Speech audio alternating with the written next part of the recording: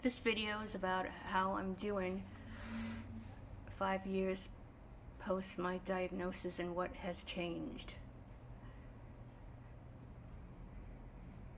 Whoa, this is a big subject. Okay, what has changed? I know actually what has changed.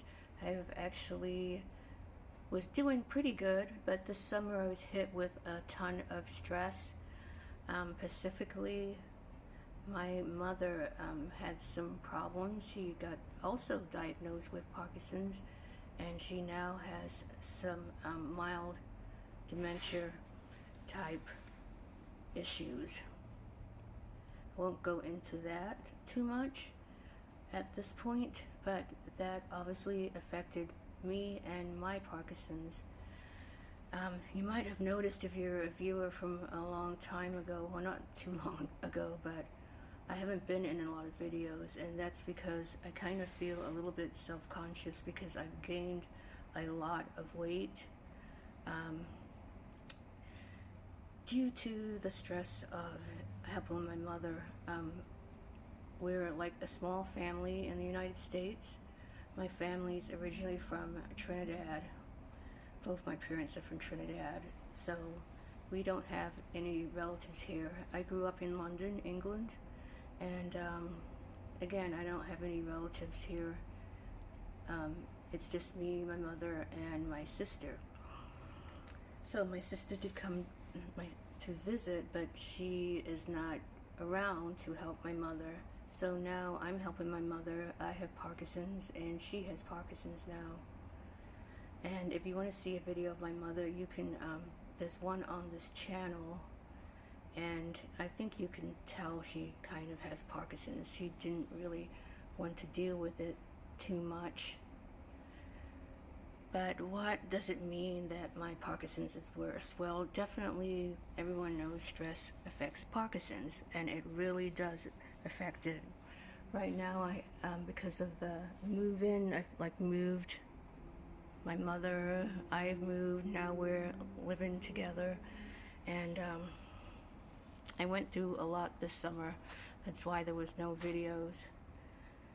So now I'm kind of progressed in the fact that the medicine is no longer hiding my symptoms, and the symptoms that I have are mostly pain, stiffness, fatigue, but I have also mobility issues. So when my medicine is not working, I have actual shuffling and freezing. So most likely, even though I'm sort of younger, I am probably not in first or second stage Parkinson's, because I suspect I've had it for a very long time. So there is stuff I'm positive that I can do. I need to get back to my exercise routine. That is very key to me. I was doing at least 3 times a week at a gym, and I haven't done anything for 6 months. I've pretty much gone off, to be honest with you, the Mucuna. That was working really good, just because now I'm taking the new, what do you call it? Had a Parkinson's moment. The new medicine, the inhaler, and my doctor, who was really positive about using the Mucuna, but she didn't really have anyone that used it. She's now recommends I don't use it, but I don't really think that it's going to affect too much, because the inhaler is just a less strong version of the Cinemet, and I've been on high doses of Cinemet. Of course, not at the same time. I don't want to say that you do it at the same time. So anyway, I'm not feeling that great. I freeze up a lot. I'm having a lot of issues now that my Parkinson's is very visible. It was kind of visible on the face, but now it's visible all over my body. But I'm gonna swing back like we all do. We all go through ups and downs with the Parkinson's. I think the worst thing right now is bothering me is my weight and not exercising. And right now I'm going through physical and occupational therapy. And specifically, I'm going through physical therapy so that I can exercise, go back to exercise. But I'm so fatigued that I just can't do that without help. So um, actually, they're coming to me, which is really different. I've never had at-home services, but I actually love the at-home services because physical therapy for Parkinson's, it takes up so much of your life. You already have a lot of doctor appointments, so I like the fact that they just come to me.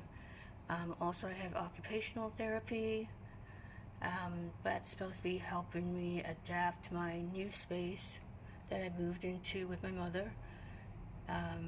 It's supposed to adapt it because I was having problems at another apartment that I moved into just for a few months. I wasn't intending to move for just a few months, but what happened is that there was some personal things behind it, but basically the apartment was older and it kind of triggered my freezing because of the doorways and the elevators and the narrow corridors.